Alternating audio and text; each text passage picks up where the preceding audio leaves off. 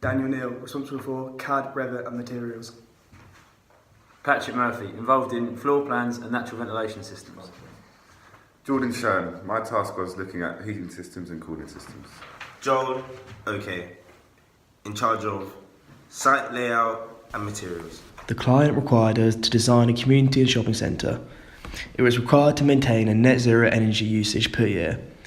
Within the design requirements, the building must minimise energy demand, avoid mechanical cooling systems, promote a futuristic sustainable lifestyle for the community. The total site area is 21,359 metres squared and it is located at Andover Road, Loughborough. However, we could only use a third of this site. There were certain spatial requirements for our net zero building. These include a small reception area, a shop, a visitor centre, a cafe for 50 people, 4 offices, storage space for stock, and also all other facilities. What do lumberjacks eat in the forest? Mac and trees. We started off by brainstorming ideas for our net zero energy community centre. The first concept discussed was the use of solar panels as a source of renewable energy. Secondly, we decided to implement a stack ventilation system in our design. This would help provide fresh air and remove stale air from our building. Moreover, we discussed the importance of glazing in our building. This led to a natural light source in the form of an atrium.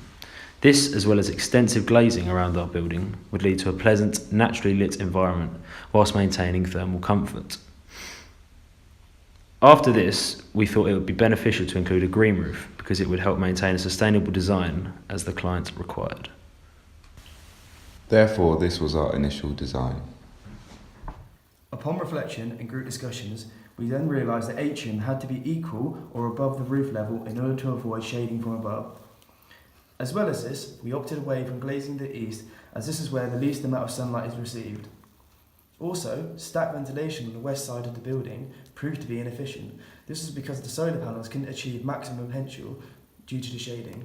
However, amongst these initial thoughts, we decided to keep various concepts such as the green roof and extensive glazing in the south.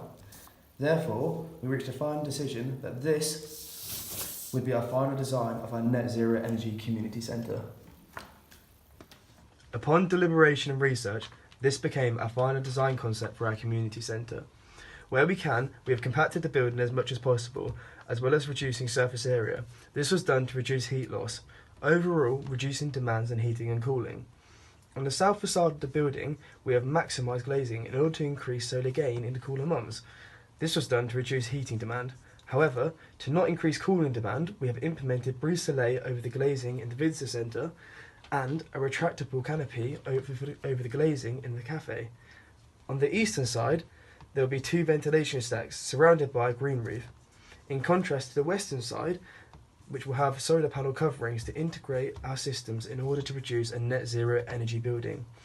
In the centre of the building, there is a raised atrium which allows stale air to escape out the outlets and provide natural lighting. On the eastern side of our building, we have minimised the amount of glazing in order to maximise a tight thermal envelope and limit thermal bridges. Likewise, in the north, we have eliminated glazing where possible, but have had to incorporate 5 windows to allow natural light into the 5 offices. Lastly, on the west facade, we have incorporated the use of shared lighting, which will increase the amount of light reaching our visitor space and our cafe. The cafe and the visitor centre are located at the south of the building. This is because both of these require the most amount of light. In contrast, the shop and the storeroom, it is not a necessity for them to have windows or natural lighting, therefore they are located in the northeast of the building. The offices are located in the northwest. Each of the offices has a window, but are located in the north as it is not as important for them to have natural lighting. What's the name of the new Tom Cruise eco-thriller? Mission Impossible. We decided to use ground source heat pumps due to a very compact service unit, saving up to 80% in all energy costs. It also generates very little noise with the possibility of passive cooling in the summer. Our design process will be to avoid all drafts, temperature gradients, high solar gains and a high radiant temperature. This will fulfill thermal comfort to a max. In our building, we have opted to use a passive stack ventilation system integrated with an atrium air outlet. On the western side of our building, we have added air inlets below the windows. This will allow fresh, cool air into our offices and visitor centre space. This cool air will then be warmed by human activity, forcing the air to rise up through our building and escaping out the air outlets in the atrium. Since we could not place air inlets on the eastern side of our building because the adjacent road would impact air quality, we've implemented solar panelled stacks on the roof. The stacks force air to travel down 90 degrees into our building and also remove stale air from these spaces. This is controlled by solar panel fans, thereby showing an integrated sustainable system. We chose to use a roundabout to gain access into the site as people can access from different directions. Also, it prevents the build-up of traffic happening. Then we decided to make sure the car park was near the community centre, so this would especially provide better access for our disabled users. Also, this makes it easier for pedestrians coming out of their vehicles to get to the community centre as quickly as possible. So that we can reduce the amount of disruptions occurring near the front of the building, we decided the best option for us would be to have the access road for all deliveries to go around the back of the building, and this will also make in front of the community centre more aesthetic and improve the air quality. We chose the allotment in the south, reducing the distance that goods have to be transported, therefore reducing total air miles, thereby creating a zero carbon environment. Thank you for watching our video.